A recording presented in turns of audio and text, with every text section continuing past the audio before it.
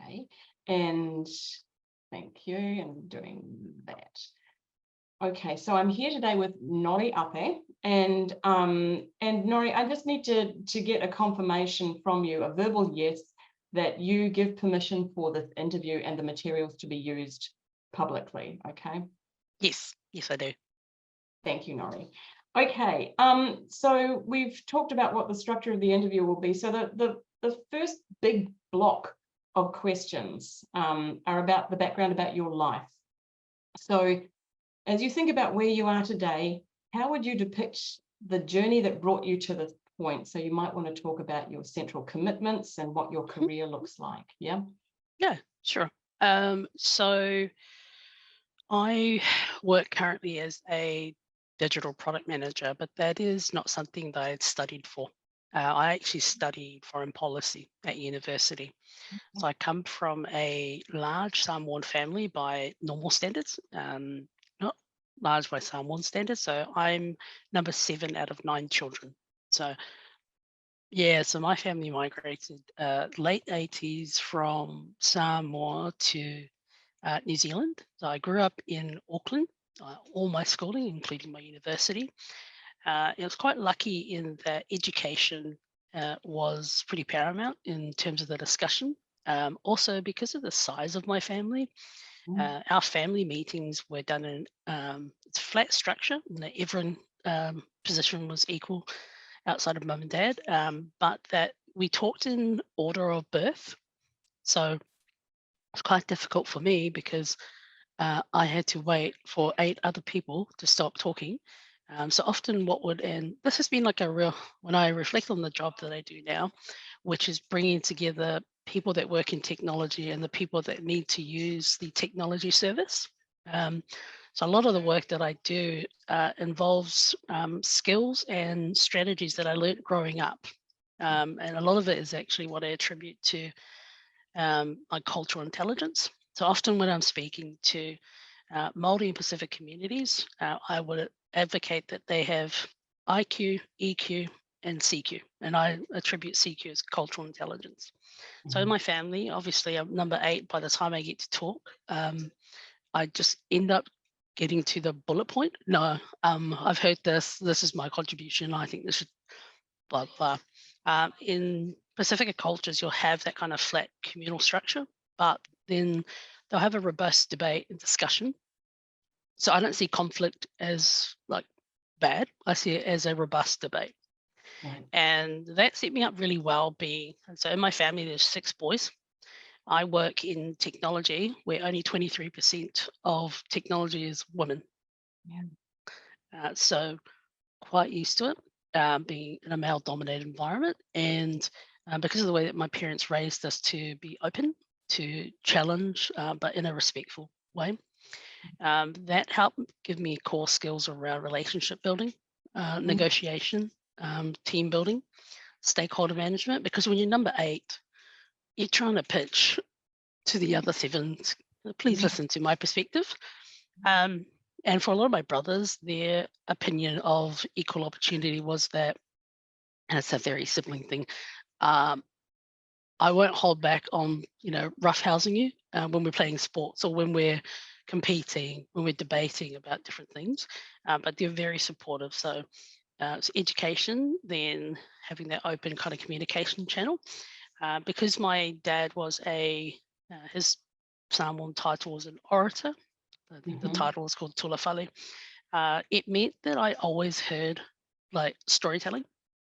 Right. And in a lot of the work that I do now, it is literally storytelling to executives, to community members, to technologists, to say this is the problem, this is the opportunity and the challenge. And you facilitate the discussion and say, right, what do we know is possible? What are the challenges that we need to overcome? And then we kind of come up with an option of how we kind of progress. So I got into technology probably like 8-9 years ago. I was working in a government agency here in New Zealand, which is the Ministry of Social Development. Because I had studied foreign policy, I was able to just open government policy and say, oh, yeah, okay, this is what we need to do. So I communicate in workshops to about 100 people a week how to apply for stuff. Like, no, this is what it's saying. You just need to do these 5 in this order, and then this is what will happen the next kind of stage.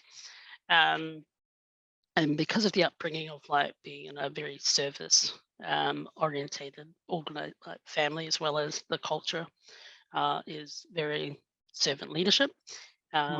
Moving, I saw a couple of things in a project that said, how do you make, because I used to complain about the technology being difficult and designed by somebody that has no idea of what it's like in the front line. So my manager at the time, who's a Samoan lady, said, well, what are you going to do about it? Because you keep talking about this needs to be fixed, and actually if they just did this, this and that, and you're giving the feedback in Auckland, you need to get to Wellington. That's where things happen. So I went in for a secondment, and then they paired me up with a technology team. So sitting there just telling, no, this doesn't work. No, nobody uses it in that way. This is the problem. This is what we need to do. And so I was really embedded in working side by side with technology teams, but also working with people that write policy, working with the actual person that has to receive the service. So oftentimes as a leader, I'll actually just pull in my technology teams or my policy colleagues to actually sit in on a meeting where the person has to use that technology, where it's problematic, where the person has been declined because the policy is written in a particular way. So I'd explain to them, this is what bad policy looks like. It's not an abstract thing that you send to a minister. This is a real person that is not getting the service that they need as a consequence. So a core function of the role is to advocate on behalf of the person that's not in the room. So that could be women that are using the service. It could be Pasifika populations. And oftentimes the people are really smart. They just don't know. And what you don't know, you don't design, implement, and build for. It's just natural. People just don't have that much time. So in between that, I have really kind of focused on a lot of things I do now is to advocate for more Māori and Pasifika to get into tech, and particularly women. In New Zealand in particular, only 2.8% of the technology sector, regardless of gender, identifies as Pasifika. Whereas only 4% identify as Māori. Given that the population is, I think, around 17 to 19%, our tech sector should reflect the country that we have. Likewise, so I'm in organisations such as the Pasifika Women's Network. I'm part of the Wellington branch, where I'm the treasurer. I'm also part of the UN Aotearoa New Zealand Wellington branch, and I actively will go out to events that are organised by other not-for-profit groups, and I will speak about my journey to tech, and I'll explain to a lot of the people in the audience what it is that I do, and that actually a lot of things that they take for granted, other than using different terms, are actually financially viable for them. So I'll explain things like your ability to be a strong orator is a skill. It's a skill that we pay highly for in the technology sector. A lot of it is demystifying the notion that roles in technology require that you are a software developer. Right. So I was like, I don't know how to code, but yet I run technology teams. Yeah. And it's trying to remind them that the things that they take for granted, like the ability to build a team, the ability to get communal agreement on things, the ability to tell a story, the ability to lead projects. So often it's the translation of what they do in their cultural context. So I'll say to them, if you can organize an annual White Sunday service for children that's got 30 children, you do their singing, the dancing, the uniform, the reciting of their scripture every year, you already have the skill to herd a bunch of adults. Right. Yeah. Because it's different terms, but you actually already have the fundamental skills. So a lot of it is helping them, kind of push for. When I'm in rooms where most of the time I'm the only person in the room, I will advocate their perspective. It is more to make sure that my colleagues are aware. When it comes to being in a room around Pasifika and Māori, it's to give them awareness, and particularly their influences, because the children may want to do the change, but if their church leader, parent, grandparent has no understanding of what that is, then it won't push the needle. In terms of all the other work that I do, I am a member of the Pacific Data Sovereignty Network. And often I will be the person that reminds the rest of the academics in the room, you can't have academic work without somebody in the industry. Because otherwise I had to explain to them, right now you're a data consumer. They're like, what? So if you don't create the box that ingests the information and maintain it and set the rules, you will always receive information that is biased, because the person building it has no understanding of the unique needs of Pasifika, of Māori, of women, of disabled people. They just don't. That is not something that they think about. They're given a ticket, they build it. Unless they're given extra information on the ticket, they don't do well. So I guess there's a consequence. A lot of it is I try to advocate for my colleagues, which is being an advocate for women's rights, or getting, in my case, it's about increasing the diversity of the tech pipeline. Because while it's nice to give that perspective, and I'm more than happy to be that visible person, if in 20 years we have only got to 23%, and yet the population is 51% female, that's not acceptable for the industry, and it's not acceptable for particularly the education sector, knowing that the benefits of technology and how we can control our economy, how we can benefit and receive it. So for me, it's like I've always been the notion of what you can see, you can be. You will believe it if you can see somebody that looks like you, sounds like you, and is able to use examples that are reflective of the upbringing and environment that you belong to. And for a lot of women in particular, we already feel that you've got to be 150% before you apply for a job. So often they'll hear me say, look, if you could adopt the audacity of a white Caucasian middle-class male and channel that level of energy, you would know you only need to be maybe 60%. So a lot of it is just telling them, and often get approached by a lot of women who want to move into technology, but they feel like they're not 150%. I'm like, no. If you know how to handle a toddler, 9 times out of 10, you know how to deal with your colleagues, because a toddler does not want to, they want to go to their kindy in pajamas, even though it's completely trashed. Likewise, if you've come from a family that's small, large, you know how to manage relationships. It's just translating all of it. So some of it is advocating for the different experiences for Pacific and Māori people in particular in the way that technology is used. The second component is also making my colleagues that are in networks that are not in technology aware of how fast the technology moves, and if they don't implement policies, standards, and push for particular things. So when I was at the Commission on the Status of Women 67, I had to advise them that key things that we need to keep in were like Indigenous women's perspectives, and acknowledging the knowledge and the intelligence that comes from their upbringing, their cultural norms. But it's also important that women are included in not just the legislation, but also in the design and the build, implementation, and the maintenance of any technology service, because like in most cases, and especially COVID, women are always disproportionately affected when there's an economic downturn. So if they're involved in the design, build, and implementation of the maintenance and the governance of it, in its outset, it's already designed differently, because you have cognitively diverse perspectives in that space. And that's really the challenge, is I just noted from technology that there's just, again, it is only 23% of the sector is female.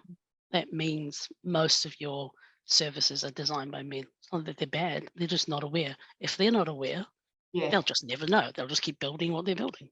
Yeah. So it sounds like you've got a career that's part agile management, part advocate. Yes. So yeah, that's a great combination. You were Yeah. the link. Quite lucky. Yeah. Yeah. Like I realized when I was at CSW and I see to a bunch of the policymakers there, I said, oh, you actually need like a proper technocrat. They're like, what? I was like, not people that are evidence-based and, use data for like making decisions. No, you actually don't have relationships with the technology giants. Like if you look at Google, their annual profit is more than 1/3 of the global south. They own more, just as one company, than your global south's annual GDP combined. Yeah. I was like, that is not a private entity. That is a giant. So it's better you build the relationship with them, just like you do state to state, state to company. They want to do better. They are not specialists in legislation and policy. They want you to help them come up with policy and legislation that gives them guiding and steering. They're like, I was like, like, is there a code of ethics for AI? If that is the case, what is the standard that they need to adhere to? We have privacy standards, and now they're shifting because they have standards, but nobody in tech comes in thinking, I'm going to be an excellent policy writer. That's just not what they go in for. They're like, so they're in for money, and the only bit that stops them from making money and apply and changing the way they do it is whether or not they have to comply to something. So if the policy and legislation is flexible enough and drives a particular outcome, um, literally, I will get contacted by companies such as Amazon and Salesforce and Microsoft to say, hey, and they come through for like two parts. One part is the role that I am in, which is helping design future digital experiences and outcomes for Te Pukenga, which is New Zealand's largest vocational education. But secondly, because of the advocacy work I do outside, they'll literally say, hey, actually a bunch of community groups that are doing these initiatives. We have a philanthropic arm where we're trying to educate more people and get more people into tech, but we don't know anyone. So more times I'll just say, oh, actually there's a group in Auckland. They actually run events. They're funded by different arms. But, my recommendation to you is please turn up and give them, don't just turn up with your banner. Come with things like, do you have vouchers that can get people certified at no cost? Do you have tablets? Like, I was like, when you're talking about Māori and Pasifika, 1/3 of them don't have a device. Right. The rest don't have access to broadband internet. So do you have services where it doesn't cost them to go online to use this service? Because, we use the example of COVID. I was like, you've got lots of children that had to leave school. Not enough money in the house. And like, when you've got kind of populations that are like, oh, if you decide between eating and going to school, it's like, it's a burden. So a lot of it is just kind of explains them, yeah, great, you've got heaps of money. Because you got heaps of money, you should actually be turning up with. And I often try to explain to them that Māori and Pasifika populations, like any kind of, it's a long relationship. Yes. Yeah. You can't just turn up and leave. That's the treatment they get from central government. I'll come closer to like an election. I'll come and ask you all this information, gather the stuff, write a beautiful report and nothing. And they're like, oh, I say, look, I don't have a problem telling ministers this is not a relationship that is one and done. You must continue it. It is a long-term relationship. So again, like it's different. My upbringing means that I'm not particularly concerned at challenging because I don't see it as a negative thing. I see it as if I know that I'm comfortable to challenge a leader, whether it's a cabinet minister or it's the deputy chief of where I work, or even the chief executive, I know that my question and perspective is in reference to the people in the room who are not confident to ask the question, or who just haven't thought that that was a question. And likewise, I have to remember, like, all those Pacific people that never get to that room. Yeah. Yeah. Wow, So you I must love it. My boss loves it. He's just like, I'm not available today because, like, so on the 27th of April, I'm at an all-day, it's called VACA. It's like a Pacific Youth Conference to oh, nice. bring all these technologists that work in tech to talk about their tech journeys and to answer questions to young people, their teachers, their family and influencers, to basically explain, oh, this is how I go into tech.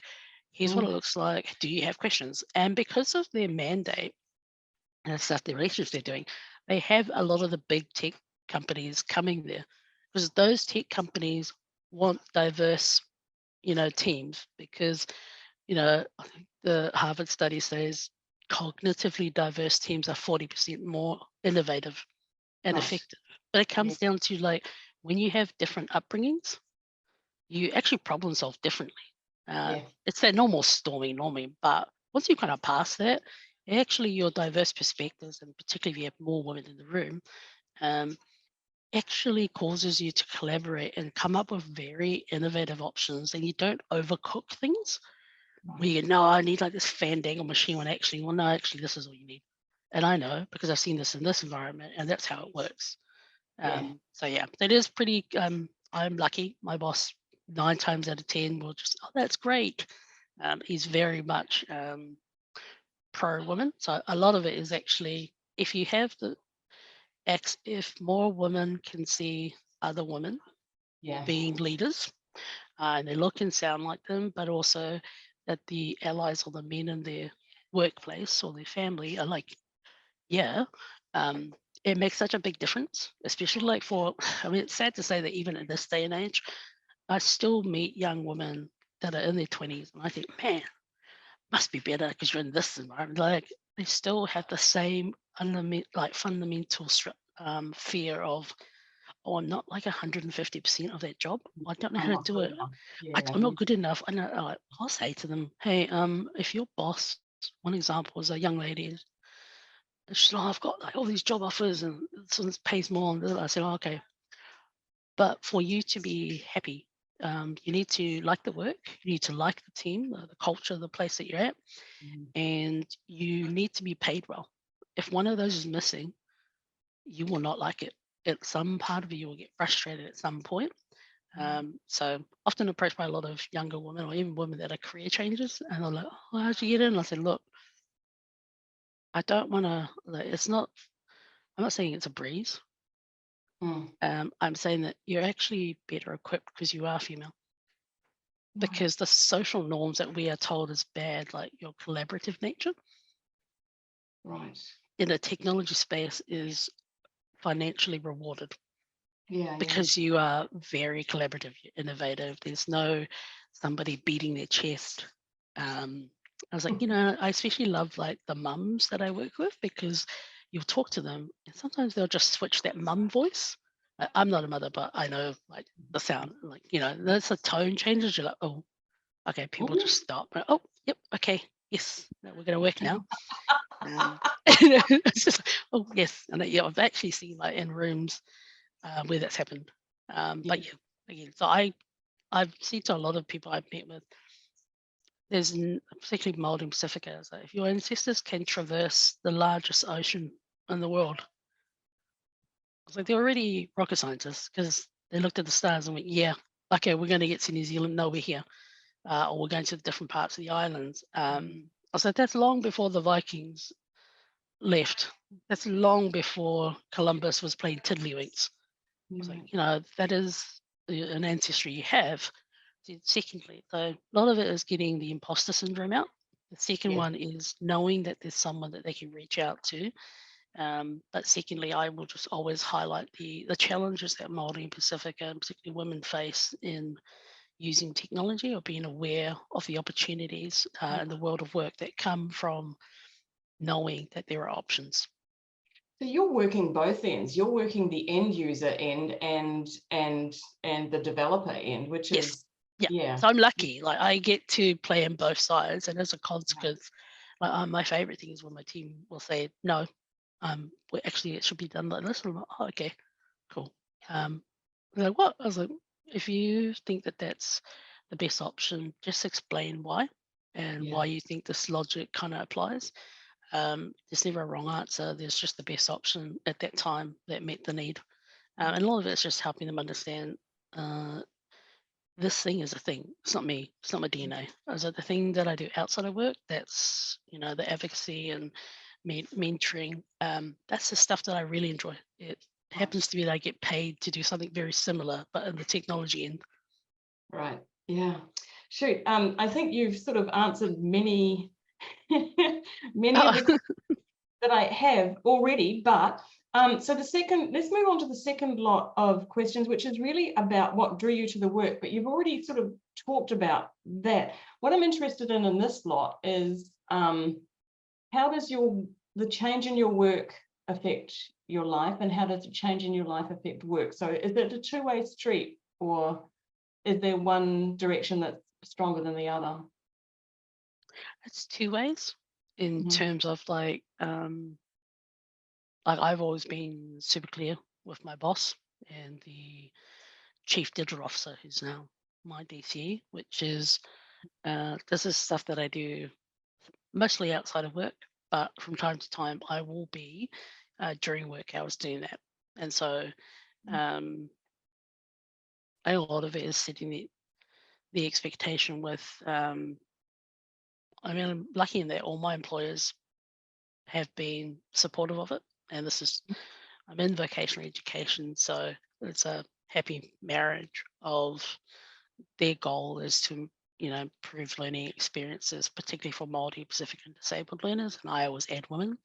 Um, and my goal is to make sure the technology is the same that we often were saying when I was at the CSW is uh, you're supposed to use technology for good. Nobody ever came out and said, I'm going to design this new Fandangle widget that's going to like harm people. Nobody Mm. ever goes out to intentionally do that. So I guess that it is a two-way thing in that you can negotiate with your employer. Hey, I'm intending to do this. This means I'm not working that day. But most of my employers have said, no, that's fine. You don't need to take a day off. What you're doing is part of your core values, but also it's good for us Right. that we have people out there that are, trying to help communities to know their options, move towards it, and then if they decide, give that additional support. But like, I think I spend more of my time connecting Right. Yeah. with others and letting them know their options. And um, sometimes I get approached by embassies as to, oh, hey, we're thinking about rolling out this initiative in the Pacific. And I've had to educate them to say, just so you know, it's the height of arrogance to go to a Pacific island and tell the Pacific Islanders that work in technology in there how to do their job. They're like, oh, I said, just send me the brief of what you have. I'll post it into a LinkedIn kind of group that I'm a part of that's literally called Pacifica in Tech. They're like, oh, why? I was like, because then I'll just give them your details. They'll contact you direct. Right. And when I was at the CSW 67, I met with a bunch of Pacifica women that work in tech, and we set up a Pacifica Women Tech network. And I said to them, look, my goal for you ladies is that you contribute towards policy decisions that have an effect at a global level, but also at a domestic level. Because if your governments don't know you exist, they'll keep writing their policies the same way. Secondly, all of these tech giants are constantly looking for partners to implement the changes that they want. They're committed to diversifying their pipeline, but they don't know anyone. So if they don't know anyone, they'll go to the same people they've gone to all the time. I was like, secondly, the key focus for me is that because they're in the island, so there's a couple of them from Fiji, Samoa, the Marshall Islands, New Zealand, Australia, and Papua New Guinea. And I said, look, you're on the ground. So actually it's in your best practice to benefit the women and girls that you live in, that they can see somebody local has done something. They've created a project, they've rolled it out, and it's helped them be informed, educated on what options are available to them.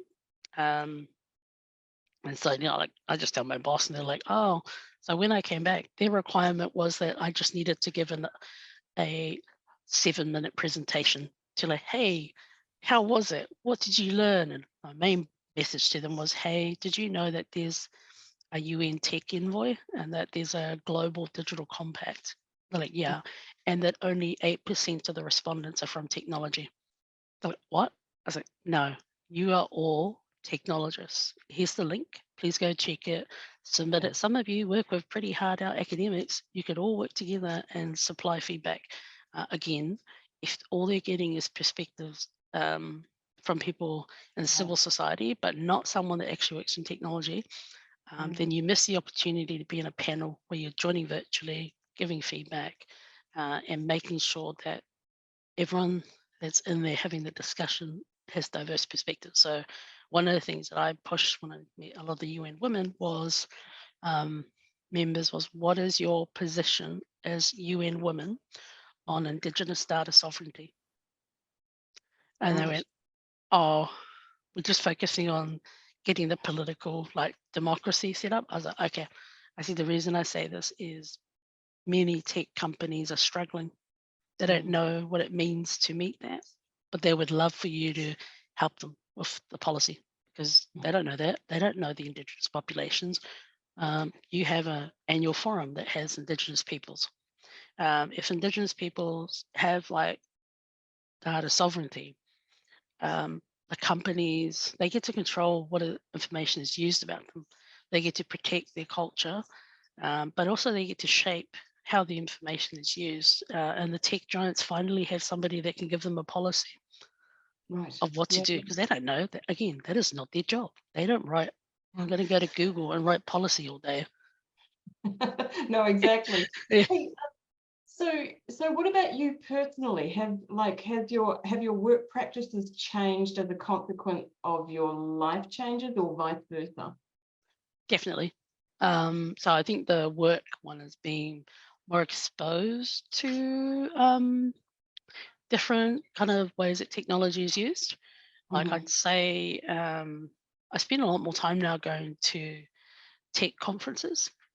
So I'll get asked to talk about what is, you know, leadership, and it is often the reflection that uh, because of so like some of the data includes worldwide only 5% of all tech jobs have female leaders. Mm. So if you add that, I'm also a Pacific Islander. Yeah. So I often explain to them, I'm probably like 0.01%. So Yeah. often when I'm going to these panels, I'm giving the Pacific experience, a female in tech experience, a female tech leader experience. So I've found that the tech sector is like hungry for different perspectives. They just don't know anyone. So they'll leverage the same people repeatedly. In terms of my job, I think it's I think being more involved in other activities, being more exposed to things like Pacifica Women's Network, Pacific Data Sovereignty, Māori Data Sovereignty, and even meeting with groups that are running these initiatives, like they're on the ground. They are NGOs on the ground doing the work and helping them where I can and connecting them where I can. It's made me probably a better advocate, and it's made me more vocal when I'm in work to say, no, this is like, I've gone to meetings where I said, this is great, but you've built this tool as a government agency, assuming that people can afford data to access your tool. Like Right. you've assumed that people that will look at your services have money, and that innovation only occurs in the cities and not the regional parts of New Zealand, or that kids in South Auckland will never come up with an idea to run a business that is using natural products like honey. Like you're just assuming. Yeah. So you recently went to this CSW 67. Can you tell Mhm. me, because I think this fits in with the changes. Like, Yeah. what was your experience of being in such a big forum as that?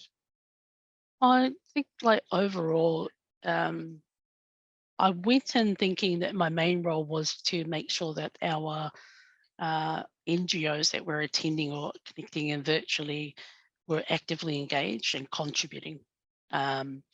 What we found is I didn't really register because they kind of said it, but didn't really register what they're saying was that I would be in the room negotiating, giving advice as to the use of terminology and what kind of terminology was correct, and should they further simplify the terminology. So there's one example where the team were like, oh, because they're not experts in tech or education, like they are policy, like foreign policy gurus, they're very smart people, but most of them are trained in human rights, which is what the UN does. And it was just things like, oh, is computational thinking the right level when it comes to the way of educating women and girls? And I said, yes. They're like, oh, I said, what does it mean? I said, well, it just means complex problem solving and chunking up problems into bite-sized steps to achieve the overarching goal. They're like, oh, should we write that? I said, no. If you further distill it, it loses the academic rigor that came with the term of computational thinking. But, oh, I was like, and you're in a room with 186 other country delegates. There are keywords that we must hold the line on. And yeah, I was like, you will be trading different terms. So, some of the key terms I was really happy that they held the line on was in reference to things such as Indigenous women and girls and their rights. Also in regards to one of the key things I was pushing for, which they're grateful that they kind of kept in, was around that technology services were accessible, usable, that the connectivity issues weren't problematic, but also that they were affordable, because it's kind of pointless if none of it's affordable. Yeah, I remind them, hey, in parts of Africa, they literally trade data bricks, as in, you do like a top up, they're trading in top ups to get food. So it was just like, oh, actually, I was like, and they have connectivity issues where really remote parts of Africa, but even in the Pacific, there's connectivity issues where the cables aren't that great. And so it's interesting meeting other kind of groups, and their request was, hey, Norie, as somebody that works in tech, what's your opinion on Starlink? Which is like, oh, it's Elon Musk. I say, oh, well, we have to weigh up the issue. There's already enough junk in the sky in terms of satellites. So that's an existing set of stuff flying around. I said, but also we need to consider, when will a new cable be, an undersea cable be put in to improve the connectivity of digital services in the islands? Or does the government secure a service that gives you, it might be more expensive for the government, but they'll shoulder most of the costs, and then you'll have good access and satellite, so I said, these are the decisions that government agencies need to decide, but it's government's job to actually consider what is the infrastructure required. And the difference between digital and is that our infrastructure needs to be done. So it's just like the roads. If you don't build the motorways or the roads, or if you don't build the digital one, it only goes so far. So even in New Zealand, we have sections where the connectivity is rubbish. So that's why when we had that cyclone and up in Bay of Plenty region, where a couple of the iwi, their iwi members donated money so that they could buy a bunch of Starlink modems just to connect, because there was no internet access whatsoever because all the cables were broken. And so, yeah. So it's The actual experience was fantastic. Some of the days were pretty long. The last week is, I think we're 2-3 a.m. finishes, Oh gosh. and they'd start at 10 a.m. But the opportunity to meet with other kind of women and government agencies that were doing things was fantastic. I was particularly amazed by not just the women that came from New Zealand to talk about their challenges and how they were finding technology was working or wasn't working for them. Was also hearing about how much the other states or NGOs were doing with so little. And it kind of was a good reminder, hey, actually got a lot of infrastructure in New Zealand. But some of the groups that I met with before going, their request was, oh, we're struggling to figure out how to do this. And I actually just said to them, oh, you do know that companies like Salesforce, Microsoft actually have a philanthropic arm where they will give time, money, and resources to not-for-profits that have a shared value or outcome that they're trying to achieve. And anything that's about empowering women or giving them options to be like a service that helps them be safe is always a good thing. They're never going to say no to that. They will just try to figure out how do they help you. Because they literally have a philanthropic arm per tech giant to figure this out. Like, well, I was like, even the educational institutes will have a team that will come. Like we had the flooding, and one of my directors while I was in New York was like, hey, Norie, is it okay if I talk to your team about how we can figure the solution out? And I said, oh, you don't need my permission. Technologists are fundamentally problem solvers. And you've got a real problem, which is you want to help all these learners that are affected. You cut So, off. Yeah. so just ping them, have the session. You have my full support. I just won't be able to reply in time, so it's better you just approach them direct. Go ahead. I've already pinged them to say you'll get a phone call. Make the move. So you were explaining to me before we started recording about, and part of it being the person, being in the room, being included in the room at this conference. So can you reiterate that again? The different, so your cultural background came to the fore with your experience, correct? So so you know what you were used to doing was not quite how it was set up there. So just can you elaborate a little? Yeah, sure. So obviously, I think one of the challenges was like having to learn rapidly the structure and format of how things in the UN are done. So I mean, it was great being in the room in terms of the negotiation and having the discussion of, well, actually, this doesn't make sense in terms of the way that you're wording it, and giving advice to the New Zealand delegates as to how things needed to be worded or structured in a particular way, and whether or not it was a particular policy that we wanted to be quite firm on. And some of it was also helping the UN, the New Zealand delegates understand the other kind of Pacific states like Australia, was actually to help them understand some of the cultural norms in the Pacific Islands, as to like, oh, like sometimes they say this and then they say no. I said, oh, because there are social norms that you have in the Pacific Islands that you're not aware of because you're not a Pacific Islander.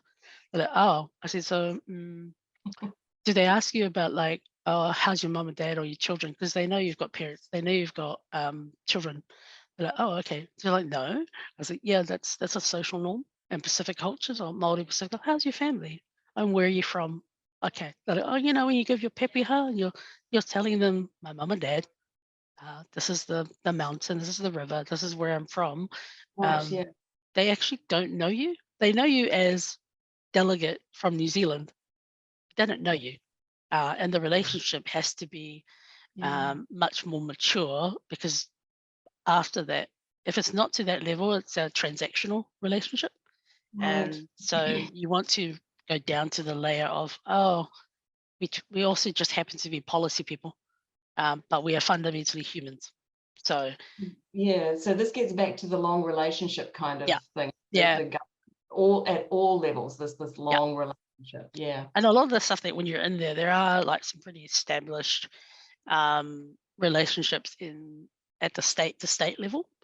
So, Okay. like the UK and the US were side by side the entire negotiation. Whereas the African bloc separate, the Pacific Islanders, which I know why they do it.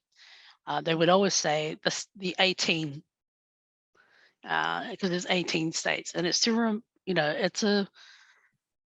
it's a reminder that there are 18 states. It's like it's not one like homogenous group. There are Right. 18 different states there, and they have an equal vote. They've decided as a group. The African bloc is a large state.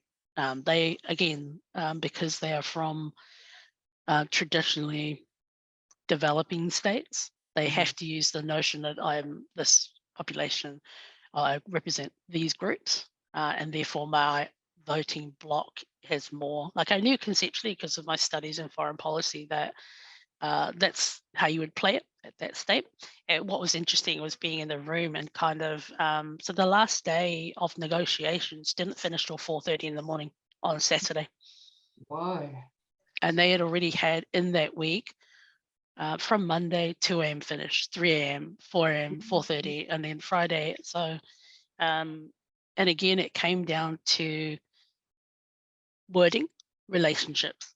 So you had a lot of tit for tat, but a lot of the reflection is when you look at countries like Russia, they've never had a female delegate because that's the hierarchy of that country. Right. Yeah. One of the key messages I did challenge a lot of the delegates in there. I said, "Oh, my concern for the UN is not the work that you do, is that you have never had a female secretary general." Like, oh, and yet the population is 51% female. Like, oh, I said, you even had the opportunity with multiple female candidates and you still chose the male. They're like, oh, I said, it's political. I said, I understand. So what do we do to help the women that are going to be better supported? Because I said, you can do all this stuff, but the reality, and the good thing is they have lots of very strong allies in terms of the men that are in the UN. But when it comes at the advocacy level and that meshing of civil society with industry and government, my overarching, I was like, I did get told some people get disheartened by going because of the lack of progress. And what I kind of highlighted to them as well, the reason they chose technology is if you have the right people in the room, the technology will move very fast to achieve the outcomes that you need. So I ended up showing a third of the room how to use, they're yammering on about AI ethics and big data. And I said, oh, have any of you heard of Chat GPT? They're like, no. These are all policy people, representatives of states. And they're like, what do you mean? I said, okay, so I just show it on my phone. Okay, all right. When you were doing these wordings, all I did was just copy paste in there, right? Rephrase simple English. They're like, oh, I was like, it does all of that for you. You will, I'm like, oh, but it's going to replace us. I was like, no. You keep talking about technology causing job losses. It's a particular job that's going to be removed. It doesn't mean that there won't be hundreds of millions of new jobs created. They're like, oh, worldwide in technology, we have 100 million jobs unfilled. Wow. I said, that's current. That's current. That's not a forecast. That is current. I had no So idea. you keep talking about all these job losses, but we don't have in our education systems. It's not, even in New Zealand, how does our education system train our teachers to help our kids to be innovative? And why do kids need to go to uni when they could go from uni, do some micro credentials, talk to an employer, work and learn? Or why don't we educate women and girls and boys as well to be entrepreneurial? Right. like the core skills. I said, you actually have to upend the structure of our education and how we train our teachers, because you're teaching them to be younger people to be problem solvers. You're teaching them to be risk takers. Those are not things that we've ever structurally put into our how to teach teachers. Right. Yeah. Like, Yeah. and so we're like, oh, okay, so you can do it. The key, which I found here, which is really good when I actually meet with people from Meta and Google and Salesforce. I only deal with the New Zealand lot, so I was like, oh, it's quite nice meeting the US lot. Right. What was fundamental in that kind of discussion all the way throughout is I kept pushing while I was there was we need to have a multi-stakeholder approach. You cannot do the change you are aiming for, and talked about the sustainability development goals by 2030. I was like, we're 2023, you got 7 years. I was like, so there's a couple of things. Highlight what is actually happening. So the good stuff, what's really good. Yeah, we know the bad stuff, keep doing that. But what's working? Who are the NGOs that don't have the infrastructure, they don't have the money, they don't have the people? Right. Change your funding and policies around projects that have women that, purposely, proactively promote services that women are designing, leading for their own businesses. Secondly, that the education is changed so that all, all children are taught that, Yeah. better outcomes improve everyone, fix things for everyone. And then obviously, if you have that multi-stakeholder approach, it is sustainable because the people at the table have very different needs.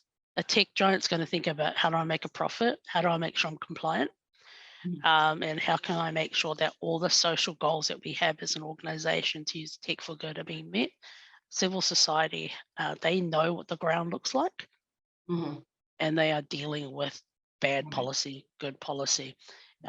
You have government, yes, their fundamental job is to build infrastructure and make it easier, make the legislation not like really tight.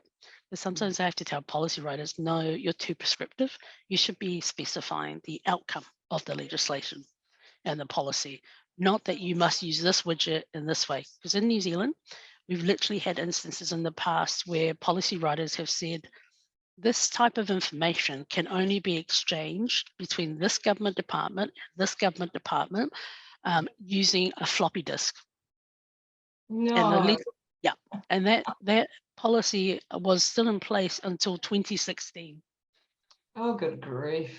And so like, go to policy, don't say the way that it happens, say what is the problem and what is the outcome and change that you want technology to facilitate Right. or enable. Do not say must be using this tool. As a, just because we burnt money in it doesn't mean that tool is the be all and end all. Like this, it's got nothing to do with you. It's just lines of code. Yeah. So I'm going to bring you back now to feminism. So Yes. can you tell us how you understand the term feminism and what has it meant for your work? I've always kind of struggled because I know that sometimes people have the notion of the bra burning. I don't have a problem with that. I just think that's a waste of bras mostly. Oh. I'm like, oh, damn. I'm like, oh, a waste of a bra. Okay. But I guess like I've been quite privileged in that I have the same group of girlfriends that I've known since I was 13. And I'm 40 this year. So, one of the key things that we have reflected on is, for me, feminism is the relationships that I have with women. And I've always attributed it to the notion of empowering women. So I always assume that you will achieve gender equality when women are empowered, when they know what they have, they know where they can go to, or if they know that it's okay to be angry that day, or they have a group of friends that are their core circle. So like I have a group of 6 or 7 women I've known since I was 13. We talk about everything. We do not work in the same sectors. Right. One's a personal trainer, another one is runs out of a government agency, is the manager of a multi-million-dollar fund. Right. And so, like, because they're so different, it's like, oh, and once, occupational therapist, it's always been for me, feminism is about empowering women. If they don't know what they can do, or they don't know they can reach out to someone, have a virtual coffee in person, or whatever, or a phone chat, they really don't know. And so I benefited from being surrounded by other women that have empowered me. Like, I've had fantastic female managers, and my male managers have been the type that are like, you go there, you do it. They talk about, how you talk about your female colleagues when they're not in the room versus when they're in the room. It's all of that is what I see as feminism should be about empowering women. We do it, but sometimes we get caught up in our own issues, and we forget, oh, actually, this is really cool. And so sometimes, like, I'll make comments of, oh, my friends are like, oh, we went to a dinner before I left. They're like, this is so amazing. You've got this opportunity, and la la la. And I was like, oh, that's okay. And it's just, like, sometimes you need like your group of friends or other women that they go, oh my God, this is amazing, blah, blah, blah. Because you're just like, oh yeah, I'm doing it. Oh yeah, cool, cool. And it's a natural thing, and it might be because in New Zealand, but also being a Pacifica woman is oh no, I just do my job. I know it's like, instead of like, oh, that's freaking amazing. Like, I do it naturally to other people, but when it's for myself, it's like, oh, that's all right. Oh, yeah, just That self-effacing thing. yeah, Very oh, but it's hard to learn how to go. And that's been the biggest lesson I've had is in terms of, I often get asked, how are you so confident? I said, honestly, I've got an amazing group of women and men that I work with that are like, yeah, you can do it. You're amazing. And I've had to learn, the hardest lesson I've ever had to learn was actually to tell myself and believe it. Like, oh, this is great. You do this all. Yeah, this is great. And now, it's a lot of it is why I said, oh no, that's because if you don't believe it yourself, it'll never kick in. People want to help you. People want to connect. But if you don't believe it yourself, and I always have to remind myself, I am in an incredible place of privilege in that great job, great career, great network. So, the advocacy work that I do is part and parcel of growing up in a Pacifica culture, which is servant leadership. My way of serving is making people aware of, hey, did you know this scholarship is available? Did you know these people are hiring? Did you know here's a way that you can connect? And happy to mentor you, happy to chat, coffee, in person, virtually, or whatever. Because for me, it helps me kind of, I think that's because of the upbringing. That actually, and I was explaining to my friend this morning, people that do some type of service are generally happier. Yeah. Like, really? It's like, yeah, like, you can work, but, working doesn't allow you to, unless you're in a particular job, it doesn't allow you to empower other people. It doesn't allow you to connect and build, a different experience. So, I want my nieces and great nieces or whatever to have much better, like, it should be natural for them to consider technology if they want to, or any type of job. Well, you do seem pretty amazing to me. So give yourself a Oh, little. thank you. Yeah. And you Thank seem you. really fun, and you it seems like you really love what you're doing. And so, Oh yeah, totally. and I don't know if you ever sleep, because it seems like you're always doing. Yeah, I just like, I think it's what's why my team like, how do you do it? So, oh, I really like it. When you like it, you don't notice the time.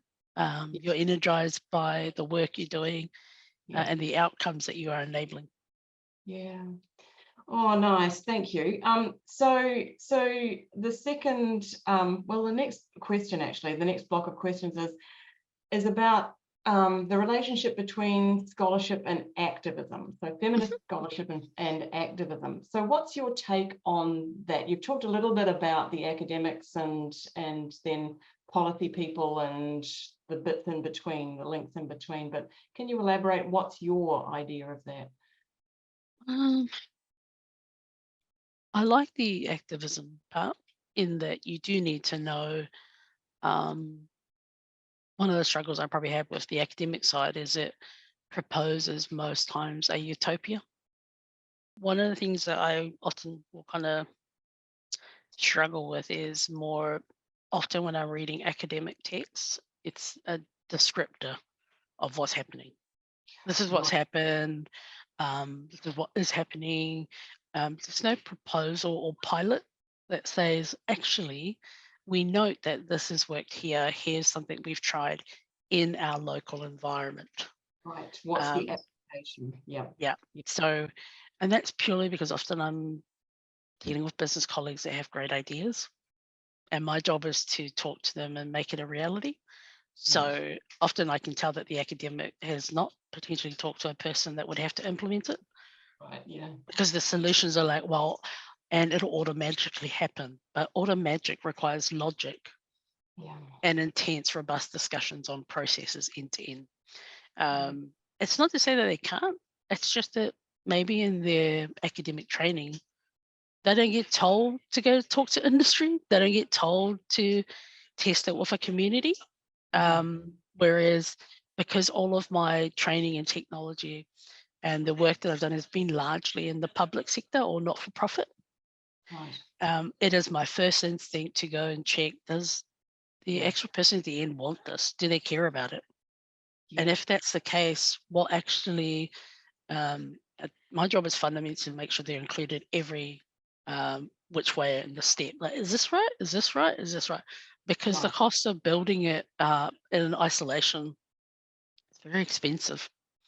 Yeah. And if Versus, they don't want it, if yeah, it's not you could useful, just, then yeah, yeah. you could burn millions and Yeah. building something that's like nobody wants. Versus, oh, actually, is this okay? Is that enough? And they're like, oh, okay, yeah, that's fine. In terms of like the activism, I loved meeting the activists that I did when I was in New York. One of the challenges, kind of had a discussion with them, was technology in itself is not evil. You cannot demonize something that is an inanimate object. Because the person designing it, building it, they may have biases. That's definitely, everyone has bias. So often when I meet with activists, it's more of how can I support you and connect you to others, because often they're burning both ends of the wick, trying to build the solution and be the activist. And so, actually, you need to be the face and the voice, because you can get the people together. You can tell the story quite well, but if you do it so that other people that work in academia, in technology, kind of know and have a shared vision, is they will give their time. Right. It can be Yeah. unpaid, or you can get funding to pay their time. But sorry, excuse me. It's more of just like, how do they? I think they both have good points. The challenge I think is often an academic, when I think of vocational education, they'll do like pseudo problems, like made up problems that a student will have to resolve, as opposed to getting a real problem with a real human that's attached to that problem and working with them to figure out what could work. And then the actual use cases in the academic sense should be, this is, if you've spent 2-3 years doing these trials, how did it work? How does it get implemented? And how does it look like in reality? Because people, if it's really something innovative and has fantastic outcomes, people will want to get behind you straight away. They'll give you funding, they'll give you people. But the same with activists is that I love in New Zealand that we have such an open, flat society where people can, that they have the privilege to freely demonstrate or do things that fix issues. More often than not, I'm always conscious that they're working, it's a voluntary kind of role, so they don't have the infrastructure. And I've said to a bunch of them, man, love the work you're doing, but I can't really afford for you to be burning both ends, trying to build the solution while trying to lead the movement, because they're two different things. Right. Yeah. And I worry just of that. But it's probably because I often will just connect. I thought, look, I can't help you in this sense, but I can connect you to someone that's their bread and butter. They love that, and they're going to be a person that is looking for an opportunity to give back. Because most Nice. people are, they just don't know who's doing something and how they can contribute towards resolving an issue that is. I think, look, when I think of all the young people nowadays, they want to do work that has a long-lasting impact and it's a positive one. They want to be tied to something that has positive change. Mm-hmm. Mm. Oh, boy, that's inspiring. So can I ask you, do you identify as a feminist? Yes. Okay. Although And most of the time I try, sometimes it might just be because I have like 6 brothers. Sometimes, often I'll use terms, and I use it as a joke, but it's more to put my colleagues at ease, or I'll just tease them. Um, and like sometimes I'd say to my colleagues, "Oh, the reason we're behind is because this room is full of white men that are middle aged." Oh, but what? I said, "No, look at you. Like I'm the brown person in this room, and I'm yeah, the female." yeah, Oh, I was like, guys, let's just admit that there's no diversity in this room. And the reason we haven't succeeded is that lack of diversity. So yeah, I don't have, because of my 6 brothers, I don't have a problem calling out men. But yeah. sometimes I have to remind myself not to be so mean. But it's just because, like in Samoan culture, and I have to explain to even my boss, I said to him, "Oh, just so you know, in island culture, if I'm polite to you, I'm using all of my cultural, societal training to be polite." They're like, Right, "Oh, but actually in Pacific culture, if we tease you and roast you, that means we have a relationship." They're like, right. "Oh," I said, "Yeah, if we eat together, or if we've eaten together, we chat, or if I tease you about things, that means I know enough about you to tease you." So I Right. tease them all the time about being an Apple fanboy. I said, "Well, if I didn't like you, it'd be very transactional. I'd be like, oh, yeah, cool, good morning, goodbye. I approve my leave." It's different. Whereas now I'm like, "Oh, why do you support the Crusaders? That's a rubbish rugby team. It's the Auckland Blues." It's that kind of. And so I'll say those things to remind my colleagues. I often say to them, "I don't hate you. I'm just expressing my opinion. Right. Um, Yeah. it might be an opinion you've never heard, but actually it's reality. This room is full of too many men that are middle class on 200K per annum. When was the last time you talked to a person that was struggling to attend school?" They're like, I'm like, so, Yeah. Yeah, fair enough. yeah. Okay. So let's talk about oh, this is a big question, this one. So what is your analysis, evaluation, and expectation of the development of feminism in New Zealand? I'm excited by the young people. Oh, neat. Yeah. Like I look at them like, it's like, they use technology, social media, and their initiatives to be very vocal, visible examples of feminism. So I think Mhm. of as Alexia, I don't never say her name wrong. Um, and she won like a Queen's Award for running an initiative about bringing more young women into STEM. Oh, neat. And, like she's fantastic in that she, she talks about, her parents, her upbringing. She's connecting all these young girls to opportunities, networks, and facilitating that discussion. Like she's very composed. But then you also have like um, the young women that were leading the strike against climate change.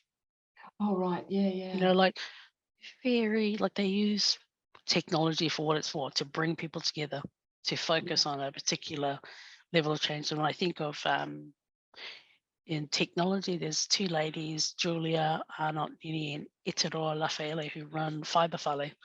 So they launched last year, and their whole focus is on running initiatives to increase Māori Pacifica into tech.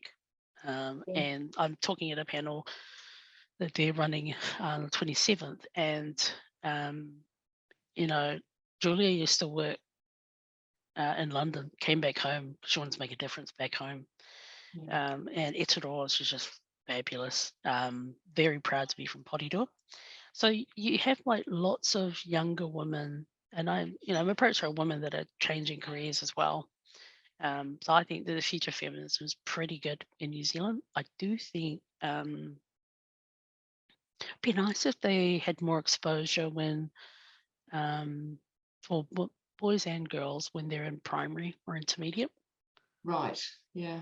because while it's going better than what it was when I was growing up, Me that's too. positive. Mm. Um, the rest is more about normalizing it. That feminism isn't a because we've got like older workmates in the past who've been like, oh, it's bra burning. I'm like, no, it's literally about being paid the same wage, Yeah. like the same salary. I'm like, oh, I was like, what's rocket science about being paid the same when you're doing the same job?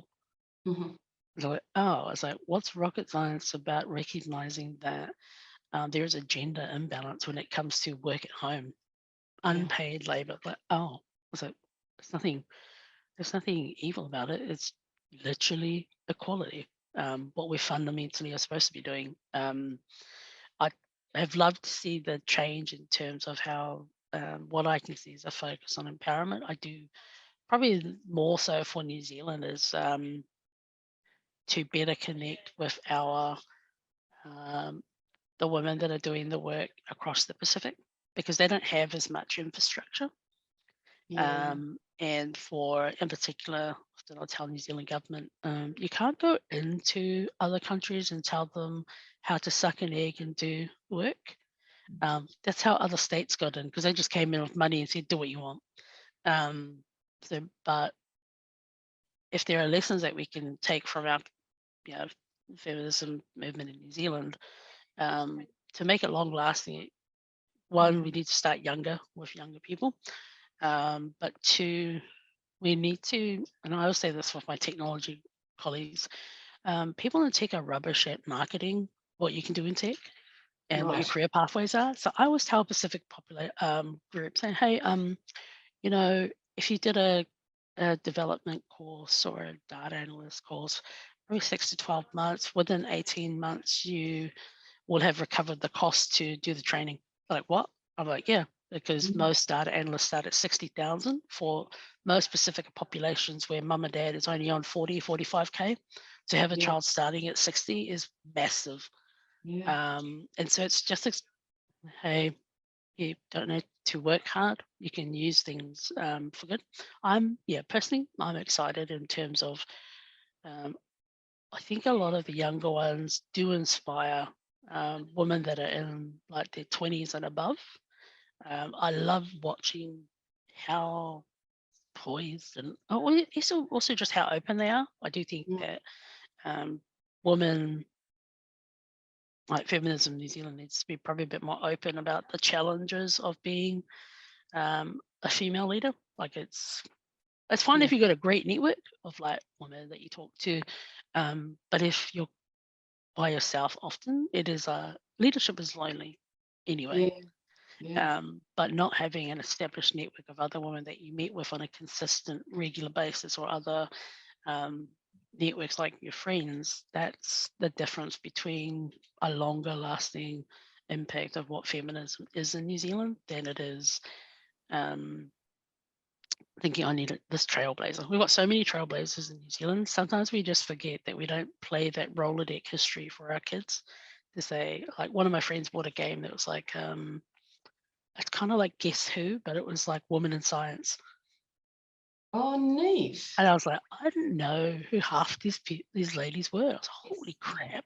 And it was like, man, that's really cool. That's a fun way to teach kids women Yes. in science, Yeah. like different kind of things. And it should be the same for like. I think if we can make sure going forward that there's something that talks about women role models in New Zealand now versus the ones that have come before us, it Yes. carries on that notion of, oh, you're continuing the work. It's just a baton being passed to the next person. You're guided. You have someone that's been there, that's in there, can kind of give you some feedback as to how to handle this stuff. But secondly, those trailblazers did a lot of things. Like I often forget. I was in New York and people are like, oh, why do you have such strong female representation like everyone loves Jacinda. And I said, oh, I love Jacinda too, but it was tough watching her. Like, what? I was like, yeah, she's great, but man, it's tough being that role and Yeah. being a mother. Yeah. With, with all the numpties. They're like, what? It's like, yeah, Oh, yeah. absolute numpties. That was But awful. That was just so it's awful. tough being that role. So I think it was really good to see how open she was, even when she was like giving like her final interview to John Campbell. I love John Campbell, so that was great. But giving that feedback as to it's okay to be vulnerable. So a lot Yeah. of leaders think, oh, I've got to be a female, I've got to be a trailblazer, I've got to be tough as hell. No, actually, you can be just as vulnerable and effective You can actually as, be a person. Yes. yeah. So I Yeah. think a lot of it is like, which I was referencing earlier, technology people are crap at marketing what we do. We have a lot of really innovative trailblazers that started this stuff in New Zealand, but also the new ones. Yes. So it's more about giving awareness of what they do, how they do it. And So giving not them. not many women in New Zealand know that there's a ministry for women. Yeah. That was new since I've been away for 22 years. So I came Yep. back and it was like, oh, there's a Yep. ministry for women. I had Yes. no idea. Yeah. Yep. And the Minister for Women is also the Minister for Education. And she used to be, Minister Jan Tinetti used to be a primary Yeah. Yeah. principal in Tauranga, in like, I think a low decile school. So Wow. like, when you see her talk, she's like very like, yep, let's gonna do this, do that. And you're like, oh yeah, you can definitely see the principle coming out. And Yeah. I think it's really good for like, I was talking to the ladies from the Ministry of Women. I said, oh, it's really good when your chief executive is the embodiment of what you want the chief executive to be. Yeah. But also that your minister is like invested and wants to do this, knows the impact of education, but also the challenges that women face. They're like, oh, because a lot of people when I was there, they're like, oh, New Zealand's got like a really good history of like governor generals and prime ministers, and you had the first place to like give women the vote. And I said, oh yeah, I'm not saying that we're bad. I'm saying we must always be looking at Yeah. ourselves to see what can I do that's slightly better, that's slightly different, because Keeps it moving forward. plus you got So I think if we can highlight the ones that are doing great work now, make sure that they get the support that they need, because it can be tough in terms of those kind of roles. If you have the right support network of friends, family, and colleagues, you are fine. If you don't, like I've got friends who had to leave visible high level roles because they made comments about the systemic racism in the organization, and then they proceeded to get threats on their life.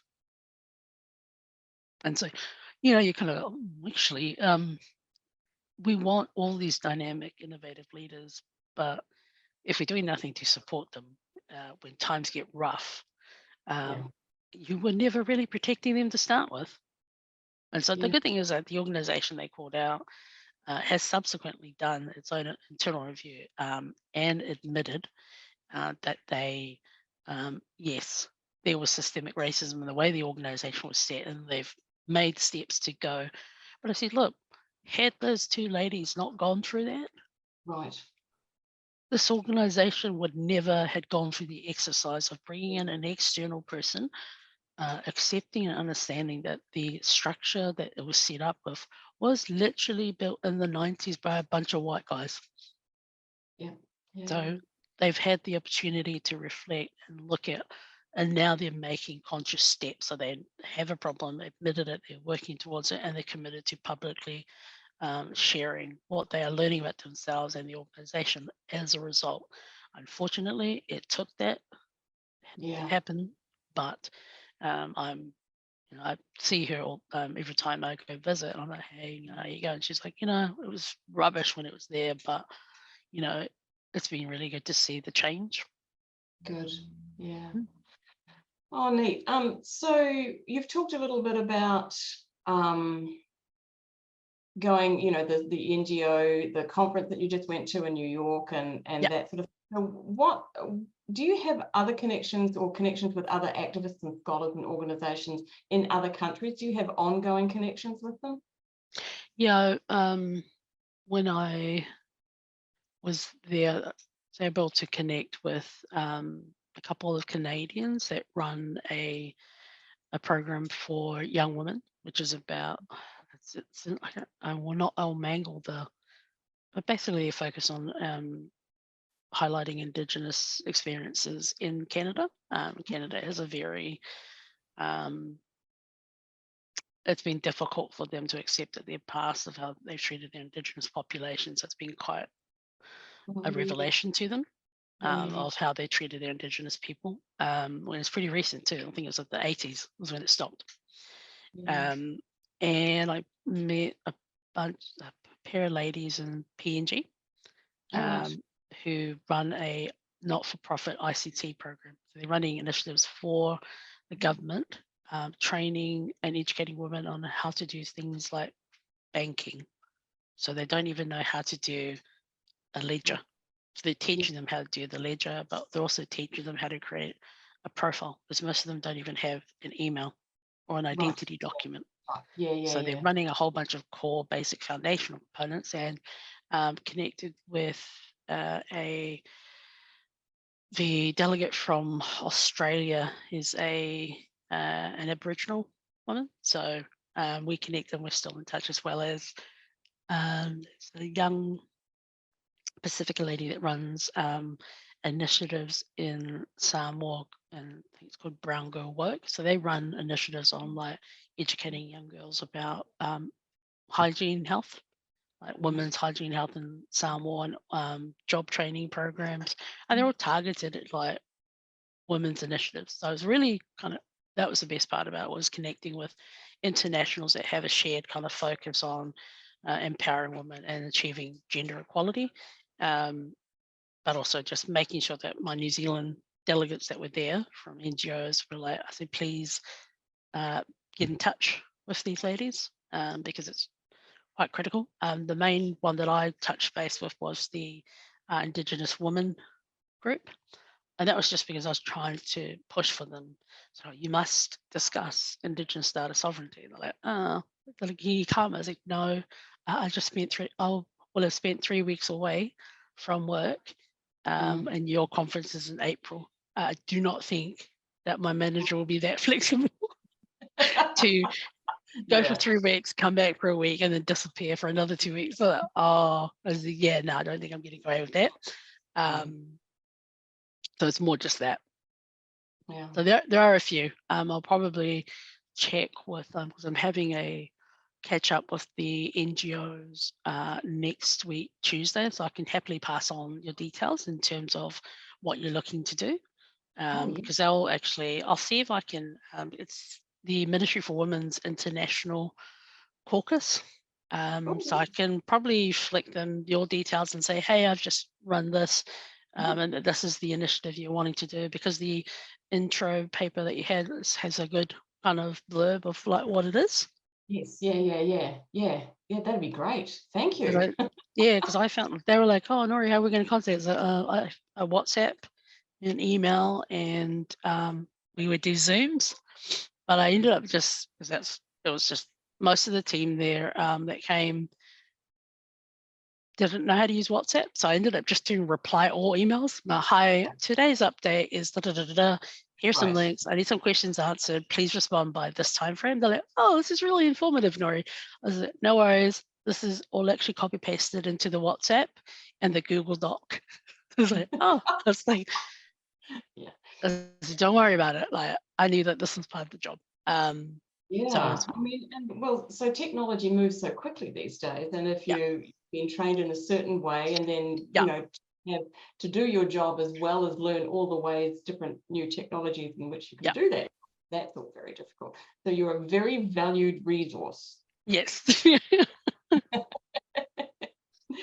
Hey, so that's kind of the end of what my questions for you. Do you have any final thoughts or comments that you want to make?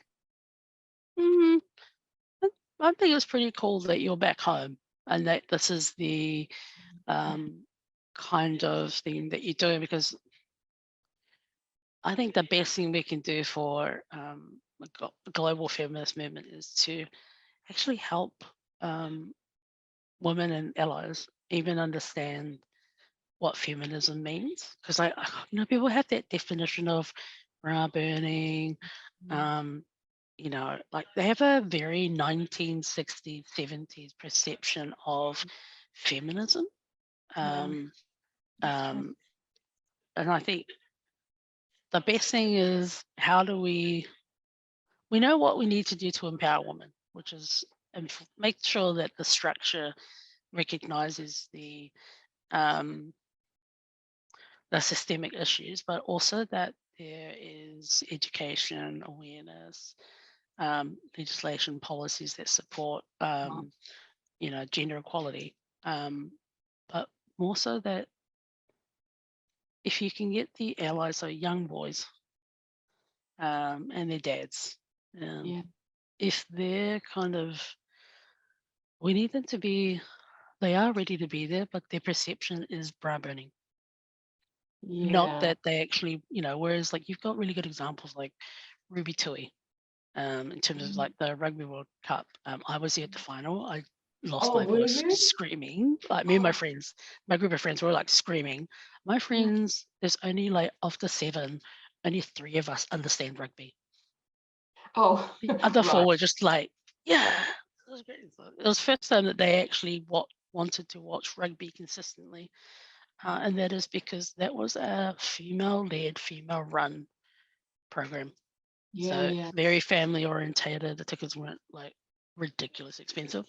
But one of the cool things was you saw a lot of fathers, uncles coming there to cheer on, and also bringing their young, their sons, their daughters, or nieces, whatever. So this is what supporting women can look like in the construct of New Zealand. We love rugby, la la la. So I think actually helping them understand even the campaigns that have worked in New Zealand well, like what is it? There was a breast cancer campaign, and they actually had a bunch of men talking about encouraging women, Pacifica women, Māori women, to go get their mammograms and stuff like that, because they were highlighting, oh, this is my mother, my daughter, my niece, my cousin, or my grandmother, and they're like, oh, so it was more like it's changing that it's a woman's problem when actually it's a society problem. So I think that would be, I mean, it's stuff that we already kind of do, but we just need to leverage those people that are really smart at marketing, because they do it well. And we know that there's heaps of like marketers that would love to be able to give back to key initiatives that are really about pushing the needle to have positive, long-lasting change. And there's nothing, no one's going to argue that you don't want to have women and girls that are empowered. No one's going to argue that you don't want women and girls to be on the same pay bracket as their male counterpart doing the same job. No one. Oh, well, we hope. And I guess, your observation is really astute in that the name of the project is Global Feminisms, plural. And so it really depends on the country as to what feminism looks like within that context. So I guess that's it for me. You're going to stick around a little bit, and I will stop recording now. Thank you so much. You've been wonderful. Thank you.